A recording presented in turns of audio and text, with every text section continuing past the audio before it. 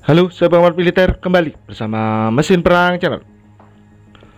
Indonesia telah secara resmi mendapat pengurangan biaya pengembangan KF-21 Borome yang berujung pengurangan offset dan transfer teknologi yang diterima. Meski begitu, Indonesia melalui PT Dirgantara Indonesia menegaskan membidik beberapa offset dan transfer teknologi, salah satunya pemeliharaan dan perbaikan atau MRO.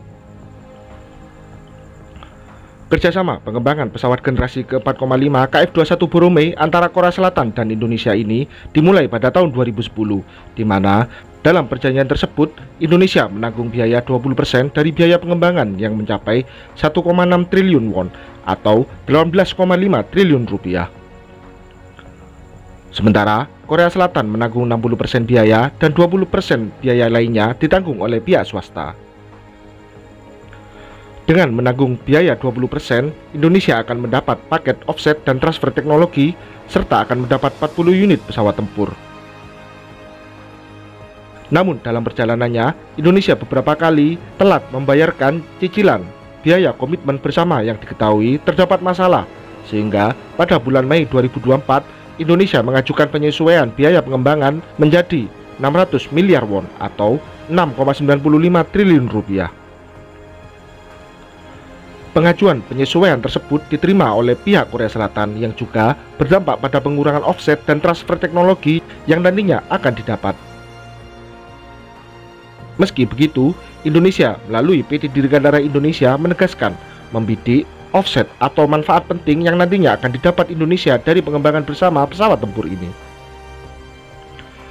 Adapun offset dan transfer teknologi yang akan dibidik PT Dirgantara Indonesia yakni dengan terlibat dalam perakitan akhir, uji terbang, sertifikasi, pemeliharaan dan perbaikan atau MRO pesawat tempur KF-21 Borome saat prototipe pesawat masuk tahap produksi massal.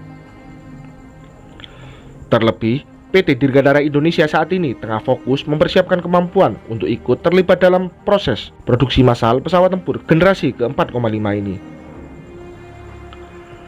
Kemudian, offset dan transfer teknologi yang juga diincar oleh pemerintah Indonesia melalui PT Dirgantara Indonesia terkait kemampuan operasi dan pemeliharaan yang mencakup integrated logistic support, pengembangan sistem latihan untuk pilot dan teknisi, serta kemampuan untuk menyelesaikan masalah atau troubleshooting saat operasional.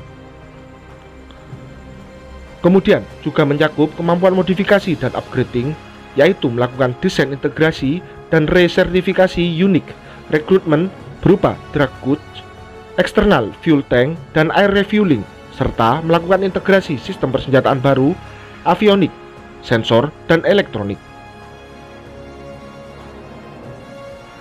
Korea Selatan melalui Korea Aerospace Industries telah memulai produksi pesawat KF-21 Borome pada 10 Juli 2024 dengan ditandai sebuah seremonial upacara yang dilaksanakan di fasilitas KAI yang berada di Sacheon, 296 km selatan Seoul.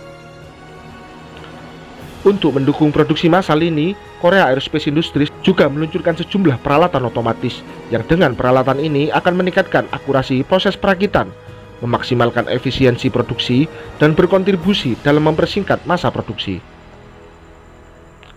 Kemudian dengan otomatisasi ini juga akan meningkatkan upaya KAI untuk mengekspor pesawat tersebut. Dalam produksi massal pada batch pertama ini, Korea Aerospace Industries akan memproduksi 20 unit pesawat dan direncanakan diserahkan pada Angkatan Udara Korea Selatan pada tahun 2026 sesuai jadwal yang telah diumumkan sebelumnya.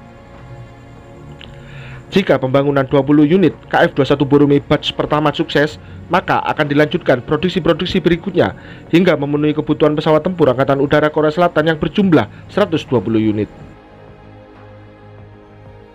Produksi massal 20 unit pesawat tempur tersebut sesuai kontrak senilai 1,96 triliun won atau 1,41 miliar US dollar yang juga termasuk dukungan logistik dan pelatihan.